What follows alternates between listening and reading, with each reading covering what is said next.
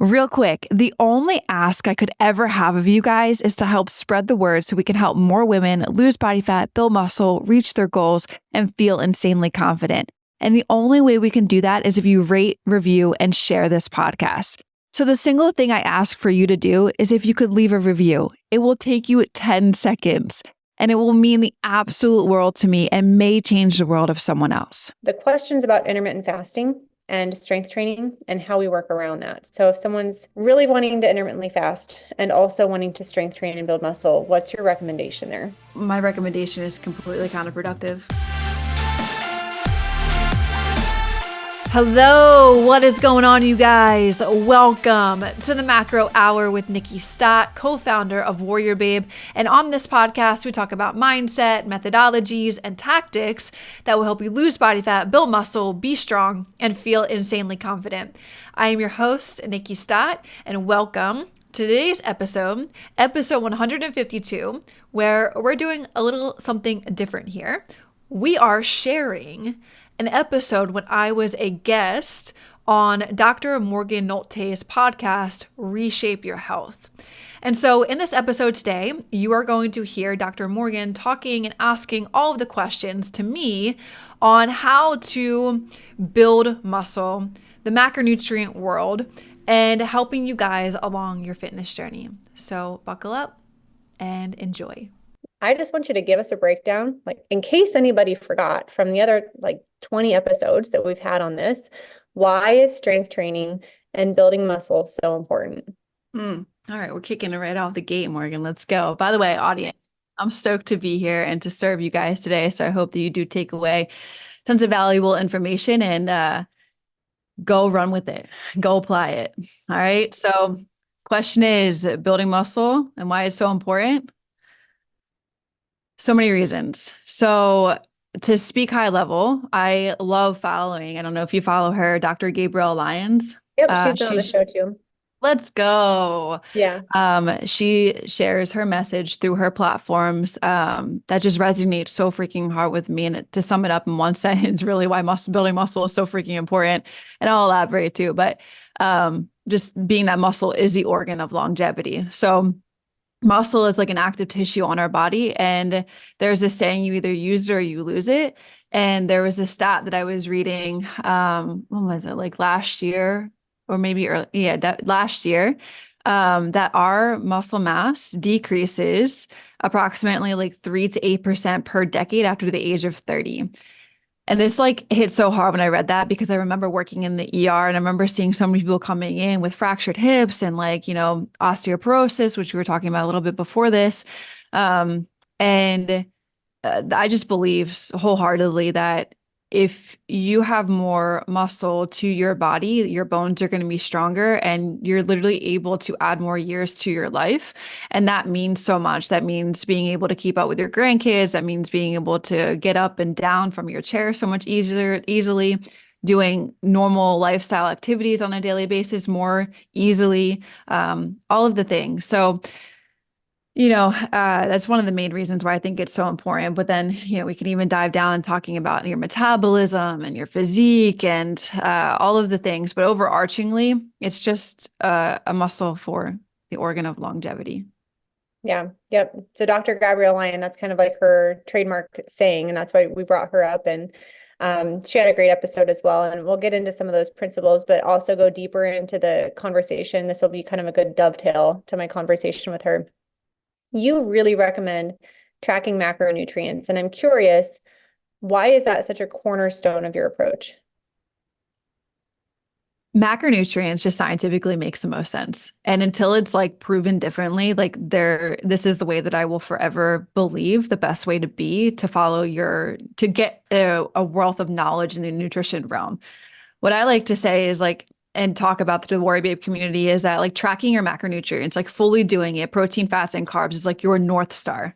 But you gain so much knowledge from understanding what you are putting onto your plate when you solely focus on what foods are made up of. And in terms of like gaining the physique and gaining the type of like, I specifically speak to like building more muscle and changing your body composition and all of those things. And in order to get to that type of goal, you really have to hone in on looking at your nutrition for what it is.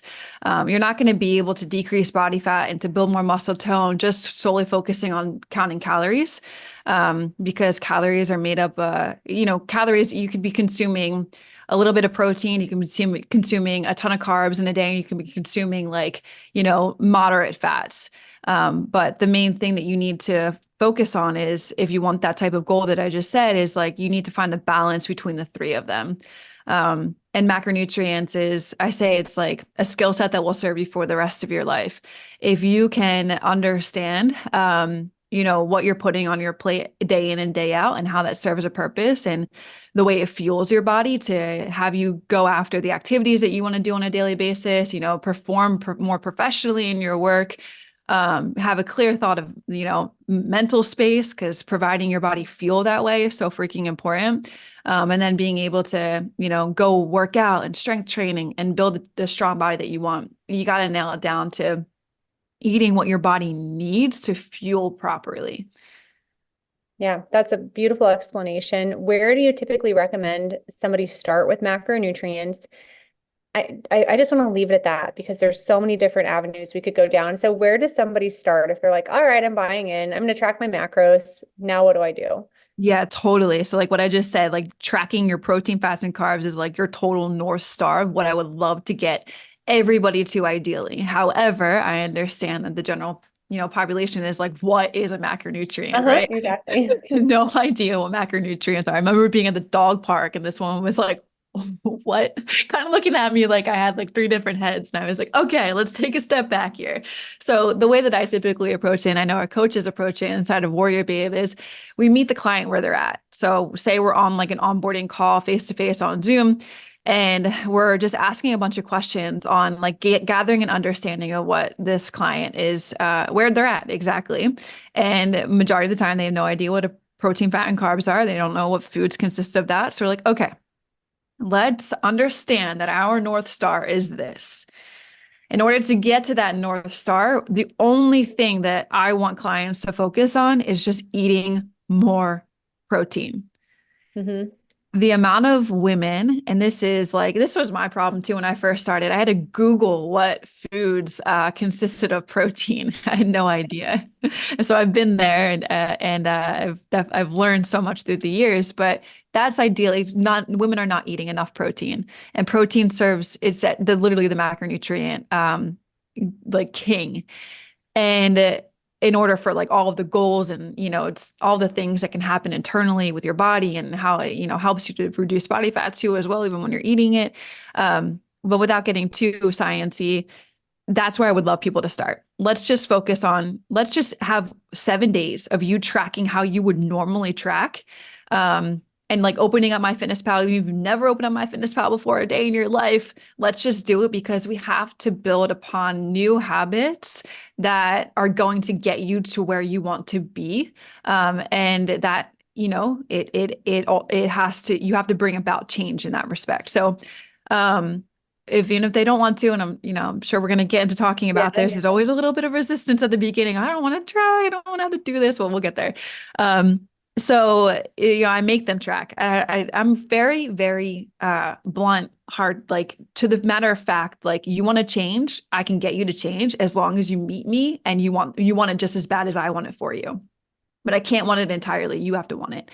So they'll track for the first 7 days. Typically after the first 7 days, it's like, okay, yep, we need to it's like 60 grams of protein a day. And I'm like, all right, guys, like that's not enough. That is, we need to fix that. So what I ideally want clients to get to is, think about the North Star, what I said, protein, fats, and carbs, are like, let's take a step back and let's just focus on the North Star of getting to your body weight in protein.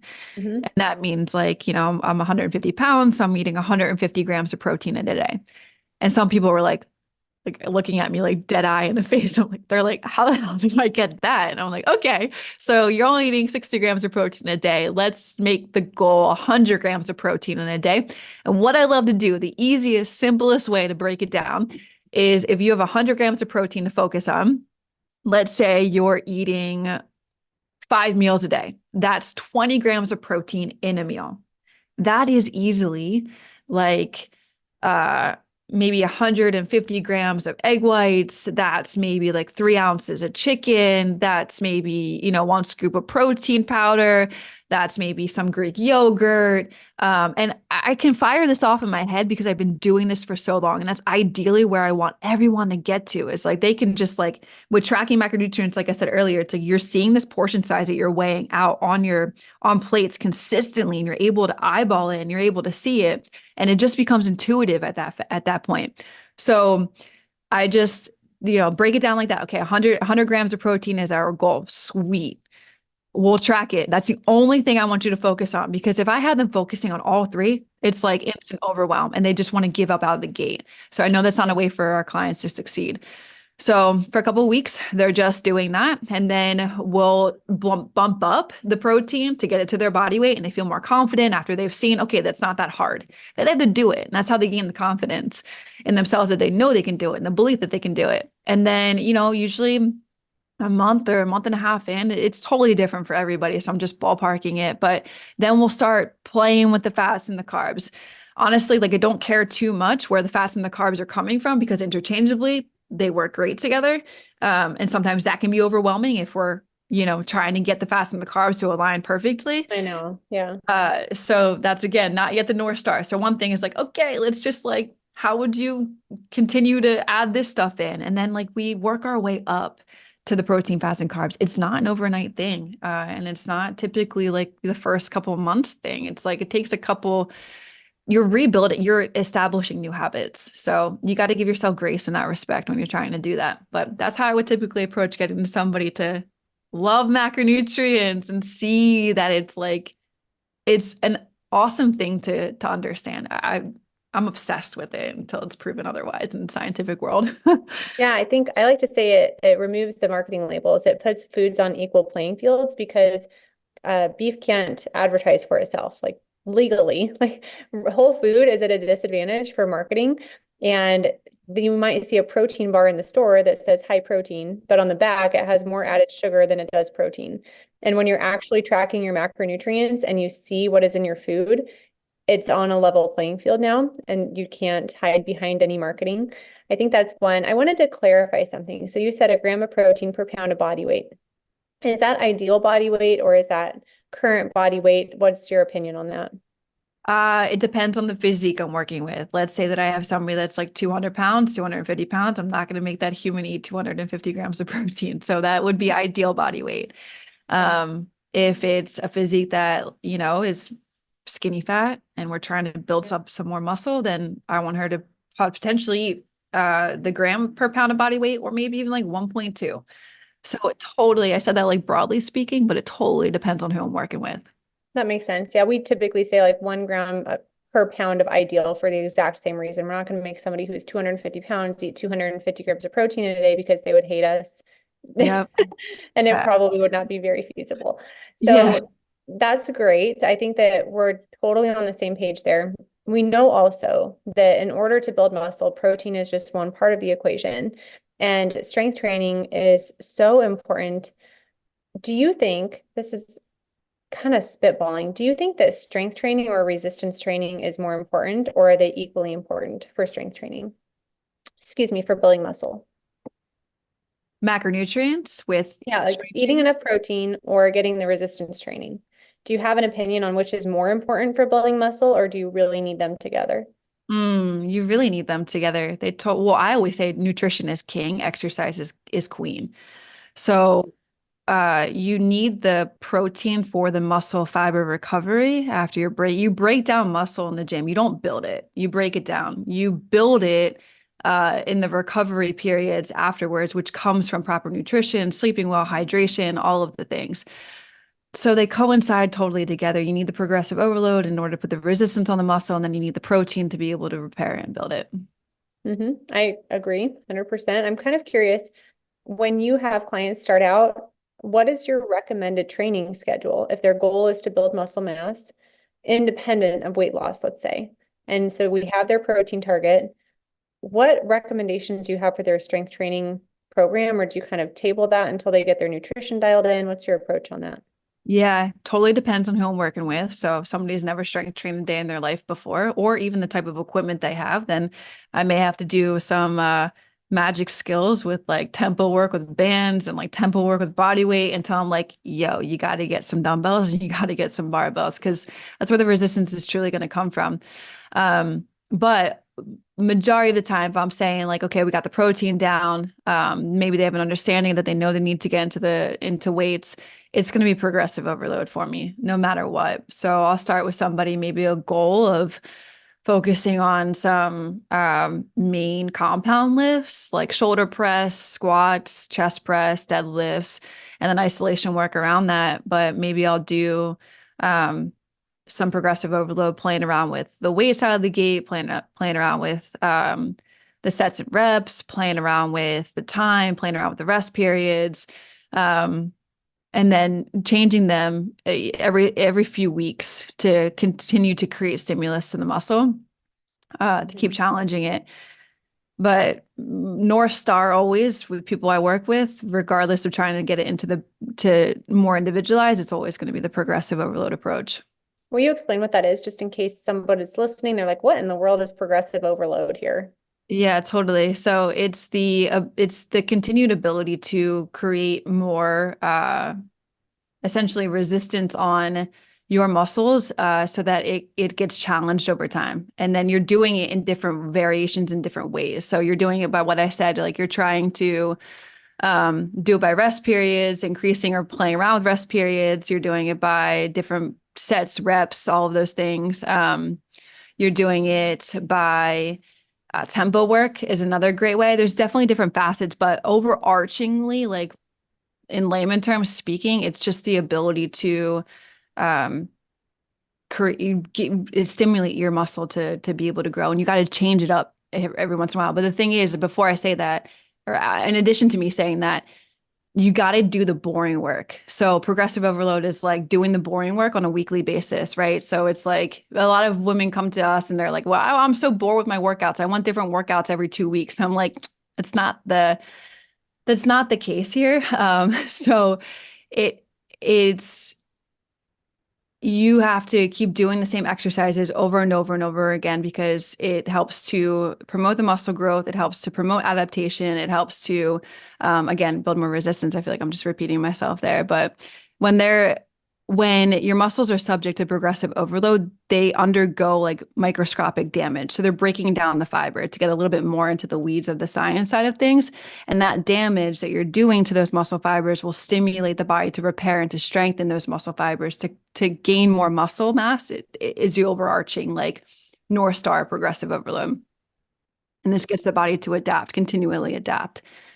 And I'll tell you what is not progressive overload, which is an applicable example to many people listening. I used to teach jazzercise, and we had jazzercisers using the same 5-pound dumbbells, 8-pound dumbbells for years. X. For years. And for those just listening, Nikki just hung her head like, oh no. That is not progressive overload. That is using the exact same weights, not going to get you the results that you want.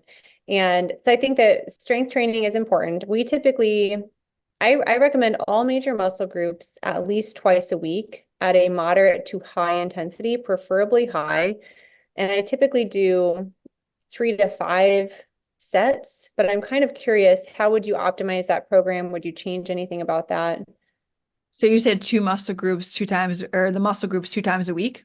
All major muscle groups 2 times a week at least. So working your glutes, at least 2 times a week, your quads 2 times a week, your chest, your back, your arms 2 times a week. And so it could be a split routine where Monday I'm doing arms, Tuesday or like pushing, Tuesday I'm doing legs, Thursday I'm doing pulling, Friday I'm doing legs. Or if it's a total body routine, which is where I started, honestly, I did 2 days a week of total body, and then I would work all major muscle groups on those 2 days. And that's typically our recommendation. I was wondering how you change things or if you had any more nuanced information to add there.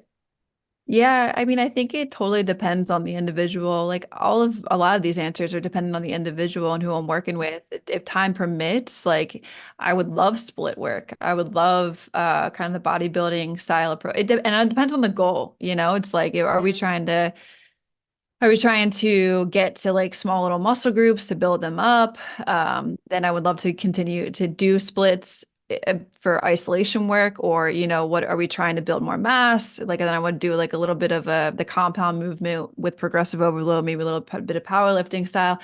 Are we looking to, accept it? That's I don't want to use that word, but like maybe it's just like kind of weight loss and getting the human to move their body and do full body.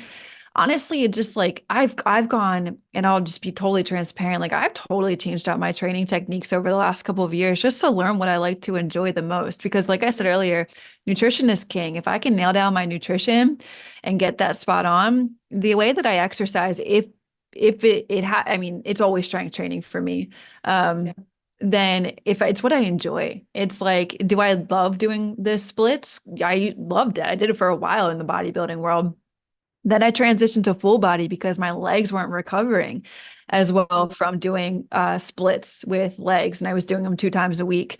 And I was actually hospitalized for rhabdo. So it's like, Oh okay, my well, now I got goodness. to tweak that. Yeah. Ugh, that's another Explain what that story is for, because people are like, what's rhabdo if they're not oh, in the medical field? it's another that it's where your kidneys cannot filter out the lactic acid fast enough. And so my it basically I was waddling around like a penguin. My muscles work so they were consistently in the state of like being contracted. Um that like walking, bending, sitting, like it just hurt. And I knew it because I've done it. That was probably like the third time I've been around though, unfortunately. And females, once you're in it, it happens more predominantly. And I wasn't hydrating enough, so I had to be hospitalized for it, and I had to get 7 liters of fluid, and I looked like a balloon. That was not Oh my fun. gosh.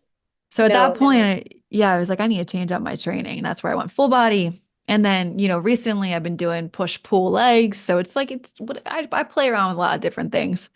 I love that. And I want people to really understand that. Like, we are both experts in our field and we still play around with our workout. Like, there's still no perfect program for us either. And but we embrace that. We embrace that there's no perfect program. We embrace that we can have that structured flexibility with our lifestyle. And I think that's one thing that keeps it really sustainable for us is that structured flexibility. We give ourselves permission to mix it up. And speaking of mixing it up, I would love to talk a little bit more about the bulking and the cutting, because that's not something that we've talked about on this podcast. Can you explain a little bit more what is bulking and what is cutting and who is it appropriate for? Totally. Love this. I just actually on the Macro Hour did a podcast on this. It was one of the most recent ones. It was episode in the 140s, low 140s. Um, Essentially, I love to use the cutting and bulking if you really want to put on muscle mass. I think it's the best way to say it. But you don't always, I want to just like note here, women don't have to go into a bulking phase. I know we were talking a little bit before this about how like scary the bulking phase can be when you Yeah. do that. I actually personally love to call it the building phase because it brings a different kind of narrative to the female brain because bulking is like, oh my God, I'm gonna get fat. But essentially the definition of them and like the cutting phase is like a period where your primary goal is to decrease body fat while preserving your lean muscle mass as much as possible. So I like to talk about and talked about many, many times on the podcast, there's a difference between weight loss and fat loss. Yes. Fat loss is you're eating enough of the right macronutrients and enough protein essentially to keep your muscle mass intact as you're losing the body fat around it. And so during that phase, you're typically focusing on being in a calorie deficit and um, you're just overall looking to improve your overall body composition, right? You want to get more of the like aesthetic look while preserving the lean muscle mass. Because if you're just looking to lose weight, you're going to lose the muscle mass along the way. Um, so that's the cutting phase, and the bulking or building phase is like it aims for people to focus on building more muscle. And in this, muscle needs a little bit of fat to grow. And so in that phase, you're focusing on being in a little bit more of a caloric surplus. And that is intended mainly, the more food you have, the more ability you're able to recover your muscle. You're able to, increase in strength and just, overall, you are building more muscle. And then what I love to say is like, when you're done in that phase, you will transition back into a cut and you get to like reveal all of your hard work that you just put on while you've been in the bulking phase.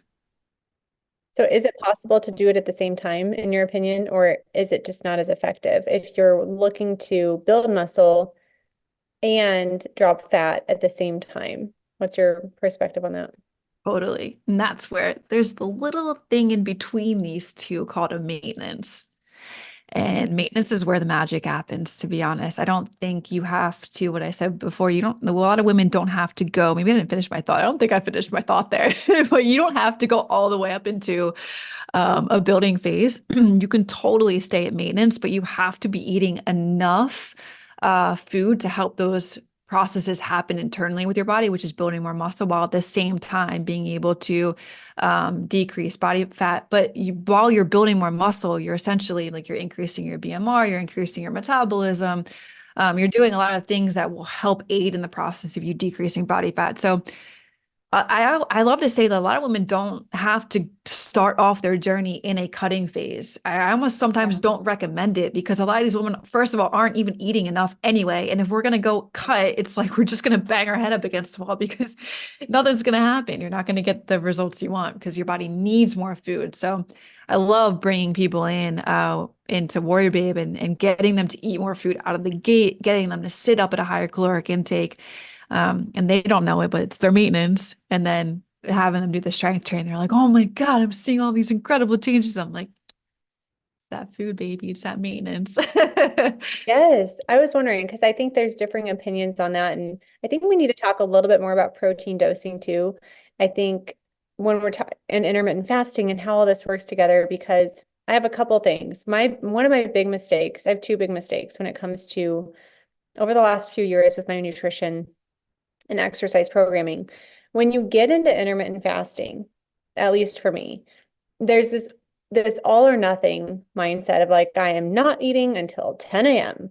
And then I would strength train in the morning and not eat until 10 a.m. And it was taking me days to recover. And I thought, I'm not that old. I should not be able, like, I should be able to recover faster than this. And so one of the big mistakes that I was making was not fueling right after strength training. And I want to talk about the importance of that. And then the other big mistake that was underdosing. Even myself as a physical therapist, I was working mostly at a moderate intensity.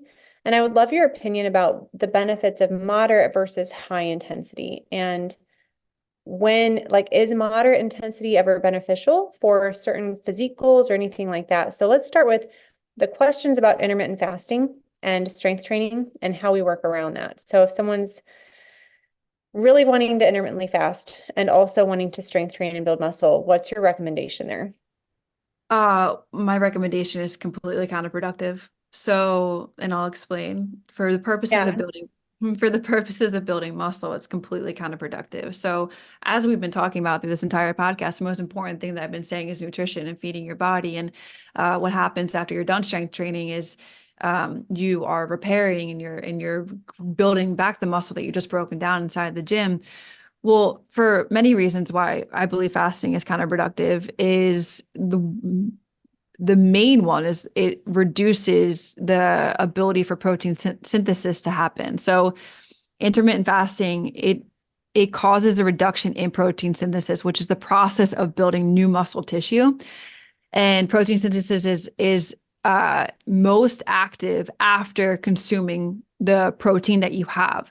So when you have the protein in your body and you're about to go do a strength training exercise, you're starting the whole process of the protein synthesis to be happening. So if protein intake is limited, as you were kind of talking about with the dosing, the muscle growth is going to be compromised. At the same time, when you're not fueling your body before you go into a strength training activity, your body is active tissue. It needs something to fuel off of. And so if you're not giving what it needs, it's going to turn on it to itself and it's going to use itself for energy to help you get through the activity. That's what I mean by counterproductive. It's like you don't want to use it because you want to build it and you want to get the physique you want. So if you're not feeding your body what it wants, it's going to turn to another active energy source to get what it needs. And that, in turn, also that causes muscle breakdown. So if you're fasting for periods of time, especially for before any type of strength training, it's gonna just turn to muscle breakdown as the body looks for more sources of energy. So, and then nutrient availability, like it's like if you're fasting for periods of time, it can be challenging to consume the necessary amounts of calories that you need for muscle growth and to support muscle growth. So those are just a few of the things that I feel like, and there's like a side story. When I lived in Bali for 6 months, I'll never forget this. This woman passed out in front of me at the breakfast stand. And I look at her, I'm like, why, what happened? She's like, I just got done strength training. I'm like, did you eat before you worked out? And she's like, no. And I'm like, well, your glucose is just completely tanked. So uh it's just counterproductive to sum up that entire answer. If you want to build more muscle and you want to have a toned physique, you have to give the things it needs, aka food, in order to support all of those things to happen. Okay, so answer me this, because right now I'm fat. Like I work out early in the morning, 5:30, and I'm strength training. And then I have my protein shake right afterwards. Is that good enough? Or would you recommend I have the shake before/during? I would Because I ate recommend. dinner before too. What did you say? I ate dinner the day before, so there should be, in my opinion, some, but you're saying, maybe not.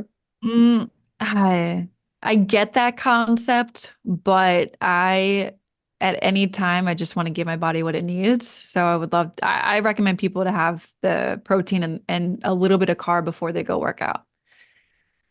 What if it's okay? So this is where my mind goes then is it's 5:30 in the morning and I'm not hungry and I don't feel like eating and I feel like I exercise and I perform better in a fasted state. And I'm sure that you get so many people that say, but I perform better when I'm fasted. So then what's your comment back to that? Totally. I've heard this so many times. I'll never forget the story of working with a client. She was said the same exact thing. And I was like, hey, trust me for a second. Trust me now, believe me later. Um, Go and give your body what it needs. Give yourself a protein shake, give yourself a carb source, and do the strength training activity in the morning. And she was like, I'm going to throw up. Like, I feel like I'm going to throw up when I eat before I work out. And I'm like, yeah, okay, I understand that. And that's because your body isn't used to consuming something before you go and lift. It's done X, Y, and Z for so long without, going in a fasted state, lifting, and then eating afterwards. And so and I was like, just give it time to adjust. Your body metabolism needs to adapt, needs to recognize what you're trying to feed it before you go lift. And so she did that. And then came back to me 2 weeks later. She was like, I'm ready to go. I'm so hungry in the morning. I can't wait to eat. I can't wait to work out. But the most important thing that came from that was her ability to lift more weight. And so, sure, those methods work. Like, I don't want to like down the fact that you shouldn't or you shouldn't fast if that's how you perform better, which you do. Some people do. But I look at it in terms of like, what's the ultimate goal that I'm going for? I want to build more muscle. I want to be stronger. So what's the things that are going to aid in that process happening? Food. And so with that, she did that. And then she was like, I feel so much stronger. I can lift more. I'm not tanking out early. For people that fast in the morning, maybe you've experienced this because I have also gone through periods of trying this and seeing how I feel because I love being my biggest experiment. Yeah. And I tank out in 30 minutes. I can't, or even less, I can't get through how I normally would get through without food in my system. And, I think it could be different for everybody. Okay, I have a couple follow-ups there. I was working out in the afternoon, felt so much more gassed in the afternoon, interestingly. So fed, but afternoon, and it could be because my cortisol is rising in the morning naturally, like to wake me up. And Yeah. so I think that definitely helps. I mean, it was amazing. Like the amount of weight that I'm able to lift in the morning and the number of reps that I'm able to do compared to what I was doing in the afternoon. It's Yeah. like That's crazy pants to me. That's number one. Number two is I'm open to trying it. Like you said, I'm certainly open to trying it. I have to figure out a way to blend that up without waking my kids up because Blend it that's up the my night biggest concern. before. Blend it up I the night know. before. I will try that. It won't have the same texture, but I can accept that. And so my next question was, what is your typical pre-meal workout then? Like you said, a little bit of carbs, but is that like half a banana or what is that for you? Mango, these solely, they're from Whole Foods. They're the mango gummies. They're one ingredient, mangoes, So how many do you have? Like how many grams of carbs do you have before 30 you work out? grams, You have 28 30 grams. grams. Okay. And then how many grams of protein? Usually 25, 30 scoop of protein Okay. What do you or have after? egg whites Okay. or Greek yogurt because I like to limit my protein shakes to like 2 a day. Like Yeah. artificial protein, not my jam. Yeah. Um, and I try to get the best quality protein shakes. And then afterwards, it's a protein shake and a banana. Okay. So I think one thing I want to point out, and if people don't follow you on Instagram, they should, so they can see your physique, because I think it's a rare opportunity when we get to talk to someone with your physique and see how much do you eat. Because I think there's so many people out there that probably assume you don't eat very much. And I also want to preface this that a lot of people in our community, their focus is insulin resistance. Their focus is blood sugar management. And I think that it is okay for you to have like one goal of blood sugar management, lowering insulin resistance, and eat two times a day or 3 times a day, but then reach that goal and then get on to the next goal of body recomposition. And so a lot of times what we recommend doing is 2 to 3 meals a day, focusing on nutrient-dense foods. And then they reach those goals and they're like, what's next? And I think that's, in my opinion, you can either start at your approach, start at our approach, but ultimately, if you want to get into that muscle building phase, we have to be okay eating food. And that is such a mental roadblock for people, myself included, obviously, since I've been used to fasting more. And so you're suggesting about 30 grams, depending on how hard you work out, maybe before you work out, plus some protein. Then you refuel right after you work out too. Yep, yep, Tell me what that meal exactly. looks like. That one's the protein shake or banana, and that's usually about like 25 to 30 grams of protein. And then a banana is anywhere from like, it depends the weight of the banana, but it's anywhere from usually 25 to 32 as well, grams of carbs. And how long are you working out for? And you said you just do strength training. So how long is that workout? Typically 40, 45 minutes. Okay. And then do you not eat again until lunch and then dinner, or what's the rest of your day look like? Yeah, then I have around noon, I have my staple. At that time, it's not really a breakfast, but to me, it's a breakfast. Meals just, I don't really do breakfast, lunch, and dinner. Um, Lunch is typically, or breakfast is typically the bagel and cream cheese and a whole egg and egg whites. I've literally had that same meal for the last like 2 years. I'm somebody that's like boring all around, and I don't like to cook, Morgan, at all. So, and then the rest of the day is Greek yogurt with some granola and honey. And then typically dinner time is like Whole Foods I live right across the street from. So they make the pre-meals.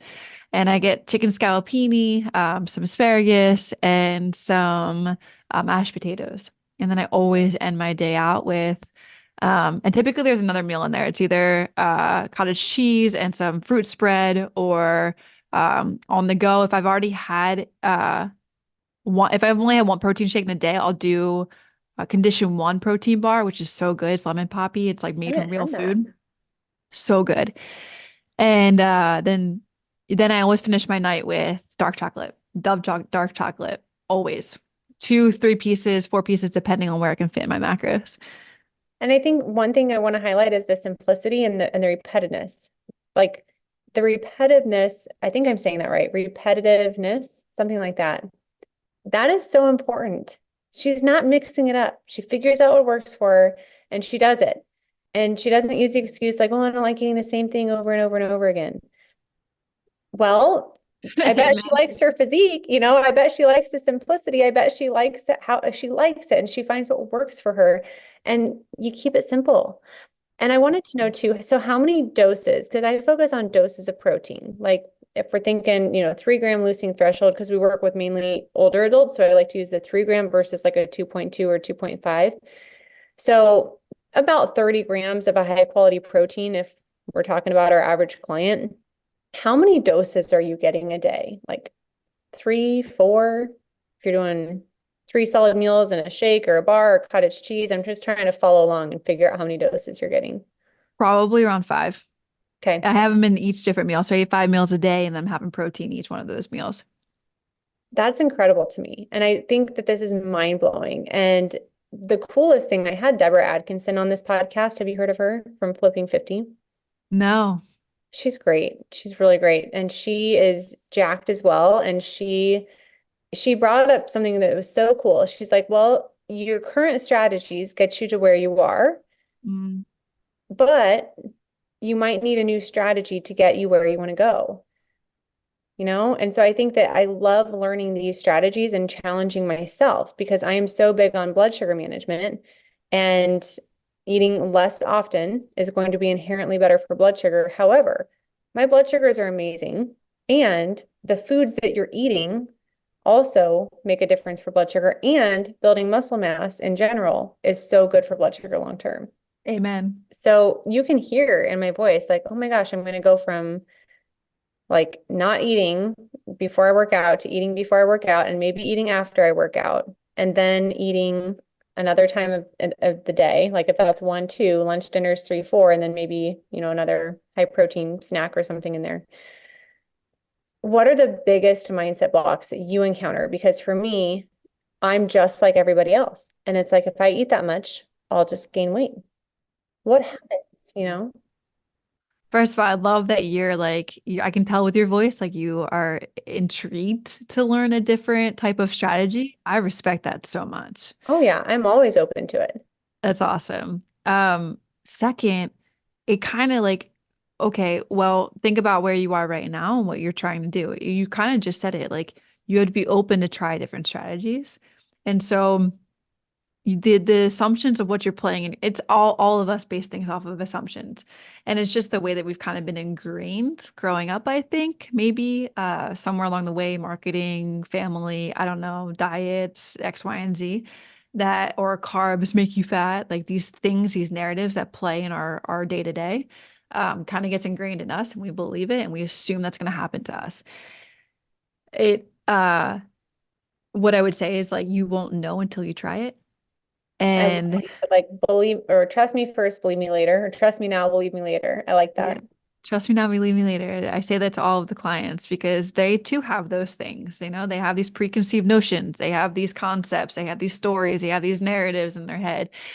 And I just like to challenge those beliefs and ask what kind of evidence they have to support that. And typically, they don't ever have the evidence of which to support those thoughts, and it's usually just made up concepts. So and that's one of my favorite things to do is challenge the mindset to get them to break the beliefs and break the narratives and to be able to trust that what I'm trying to do with them, first of all, in a professional space of being a coach, my goal is not to make my clients fat. So that's the joke that I like to play out of the gate.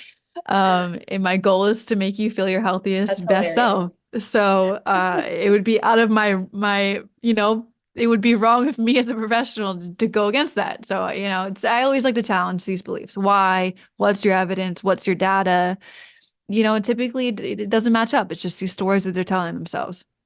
Hmm. Okay. But I'm such a good student, and I think that you've done such a good job to lead by example. And I have really done a nice job up until this point, and I'm ready to optimize. I'm ready to go to the next level. I'm ready to really get serious about putting on more muscle mass because I'm doing great, but I'm just ready to take it to the next level. So I'm excited to try new things. I'm excited to try that pre and post workout strategy. I think I'll probably start there and not really change anything else, and then just do my other 2 meals. And then I'll see where that takes me. And then if I feel like I want to add in another snack, I'll do that. And I want people to get to understand 2 things. Number one, teachable mindset, flexible mindset. I'm learning. Number two, I'm not doing everything that she says. Oh, there goes the balloons. I don't know why. If you're watching on YouTube, sometimes when I do my hand motions now, a thumb will go up or balloons will start to go up. And I always say, okay, good, Zoom agrees with me on this. Um, number two is we have to have that growth mindset. We have to have that curious mindset, not an all or nothing mindset. I'm picking one thing that she said today, and that is what I'm going to take from this conversation and apply it to my life. And I hope that other people are doing the same. But before we hop off, I have to dig into your mindset a little bit more about consistency with tracking because we teach macros in our program, and I have a little bit more of a sensitive approach to it for a couple of reasons. The first are people with eating disorders and a history of an eating disorder. And so when they come in, they have that history of being super obsessive and it not being psychologically very healthy for them. So what is your approach to macros tracking in that scenario? Yeah. So what I always joke around with our team is like we're not just personal trainers. We're like somewhat of a little bit of a therapist and helping, helping women in different scopes of what is still applicable to us as personal trainers as best as we can. But I wouldn't even go down like how I said earlier, like North Star is this. First want to dig into understanding those stories and narratives and where they come from and how I can support that human at where she's at before I enter in. And may not ever even enter into that world with that human. I may just do portion sizes. I may just have her focus on the protein and then the other things kind of fall together. We work on intuitive eating kind of out of the gate. There's definitely phases of which I would navigate certain situations. So that would be the one for that one for sure. Okay. And then I wanted to get that one off of our chest because I think some people listening definitely have that going on and that resistance to tracking. And we just wanted to say, like, we see you, we understand you. This is not a cookie cutter approach. The other thing is discipline and accountability. That is, I'm so disciplined about what I want to be disciplined about. And for some reason, I just have this mindset block around tracking. And I don't know if it's because I feel very dialed in with my nutrition already, or if it's, I don't know what it is, but let's go back to that beginner mindset. Somebody who, yeah, I'm gung ho about this. I'm going to track my food for a few days. And then, oh, it's too cumbersome, or it takes too much time, or like those types of beginner mindsets. How do you address those? I always try and understand what the human's why is. Why do they want to do said goal? And it's always typically very superficial. It's like, I want to lose weight. I want to feel better in a bikini. And I'm like, okay, let's get a little bit deeper. Tell me really why? And it's usually like, oh, I want to be a role model for my kids. I want to be more intimate with my partner. And so I always will attach, I will always remember that. And then I know that in order for the human to get to said goal of building more muscle and getting to said physique that they want, or to get to the deeper reason why I feel more confident in their skin, like I will hold them to that vision no matter what. But I will along the way at the beginning, like kind of what I said earlier, ask them, okay, this is who they want to become, right? Who they want to become, and how is that person showing up, and what is that person doing? So kind of out of the gate, getting them to think, if they can, in that mindset of what is that person doing? How are they showing up? What are they eating? What are they doing on a daily basis? Are they, they're eating right, they're tracking their macros, they're getting to the workout, they're having the results they want. Okay, so right now we got to start acting like that person and we got to bring it into present day. And I, macronutrients is a part of getting to that said goal. So wherever they're at, I meet them where they're at and I try and bring them along the way to that said goal by, okay, we're starting here with macros and then a couple months in, we're going to add this here. But out of the gate, I mean, we mentioned a little bit earlier, we talked about it before jumping onto the podcast. I always get the excuses of like macronutrients is time consuming. Macronutrients takes too, it's tedious and I don't have to do it for the rest of my life. And I'm like, dude, you don't have to do it for the rest of your life. But right now, right here, right, you want to get to this goal, it's a skill set. I don't look at it as another diet. I don't look at it as another like trend. I look at it as like it's science. And in order to get you to where you want to be, and who you want to be in the long term of like intuitively eating, feeling more confident with food, macronutrients is a skill you got to understand. It is. Yeah, it's knowledge, but knowledge means nothing unless it is applied consistently. So I think like knowledge with acts like action compliant like combined with discipline is what leads to success.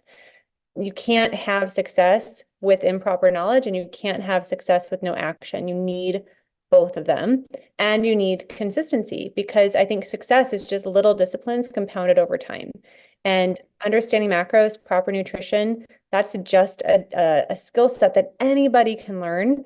And we are both so passionate about this because we live this and we know how awesome we feel and we want everybody else to feel as physically and emotionally, like as mentally energetic as and awesome because how does the world change if everybody is showing up to their highest capacity?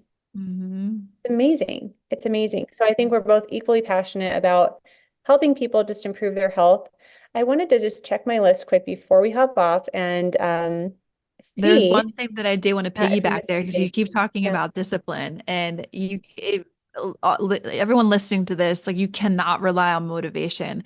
I had Sal DiStefano on my podcast and I was like, what's one of the biggest like myths in the space? He goes, motivation. I was like, bro, I was not expecting you to say that, but tell me more.